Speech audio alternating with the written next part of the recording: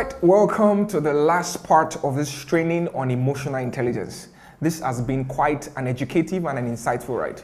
I've had so much fun teaching, and I'm sure you've had so much fun also learning and listening to all the things we've talked about around emotional intelligence. Now, before we wrap up, it is very important for you to know that emotional intelligence doesn't end by you just exposing yourself to all the things we have shared. It needs a lot of consistency. It needs a lot of commitment, a lot of practice. You need to have somebody that will constantly ensure that, watch your back and see how you're doing. It's not something you just learned. The value of what you've learned is in the practice of it, not in just the knowledge in your head and you have just put there. So all the notes you have made, all the recordings, all the mental notes you've done, all the things you've done, make sure that opportunities will come to you for you to develop your emotional intelligence. It doesn't end there. So as you go to work, as you relate with people, as you work with your wife, your husband, as you all those things, your children, make friends, develop a network, all of these things, those are opportunities for you to develop your emotional intelligence. Remember, it is the limbic system that regulates the emotional intelligence, separate from the neocortex. The neocortex is you just learn quickly for you, and that's all, whatever you learned in school. But limbic system, all your feelings, impulses, and your drives, all the things that come to you, they are opportunities. Anybody gets you angry, opportunity for you to develop your emotional intelligence. Lots of practice, lots of concerted effort has to go into developing your emotional intelligence. And that's why we want to quickly give you two questions for you to look at. This is an apply me section. Look at these things critically, these two questions critically in helping you to continue to develop your emotional intelligence competencies. Number one is the fact that based on the training, on a scale of 1 to 10, based on all the things we've said about emotional intelligence, starting from the definition and all the different competencies, based on this training, how emotionally intelligent would you say you are?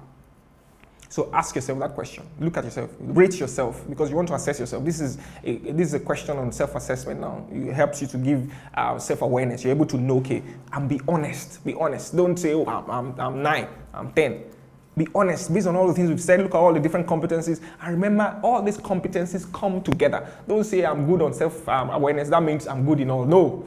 If you have to be, it's a balanced approach. All the things we've talked about, social awareness, empathy, motivation, relationship management. How would you rate yourself? 1 or 2 or 3?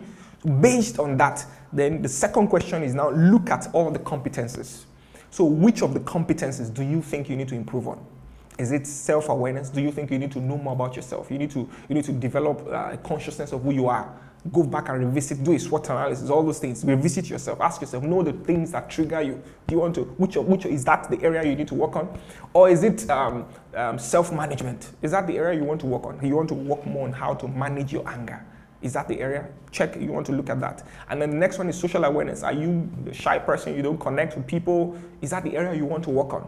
Look at that, ask yourself that question. And then the other one is relationship management. How do you connect with people? Even after you met them now, how do you sustain relationships? Relationship management. Is that the area you want to focus on? Or perhaps it is motivation. Maybe your motivation level is very low and you want to work on your passion and your energy. So ask yourself, or is it empathy? Is it empathetic skills? You want to be more, you want to learn how to better able to put yourself in other people's shoes towards helping them. Flexibility, curiosity, humility, all the things we talked about. So look at all these competencies. Which of them? And it may be more than one. It may be 2 or 3. You may be very good with self-awareness but poor at empathy. You may be very good with motivation, very poor in social awareness. All of these things, look at them and look at the different ones you want to work on. I hope you found this training very insightful and very useful. It is my hope and my belief that this training on emotional intelligence will open you to another world of possibilities. Remember, keep training yourself and keep improving yourself in being emotionally intelligent. See you in the next module. Thank you.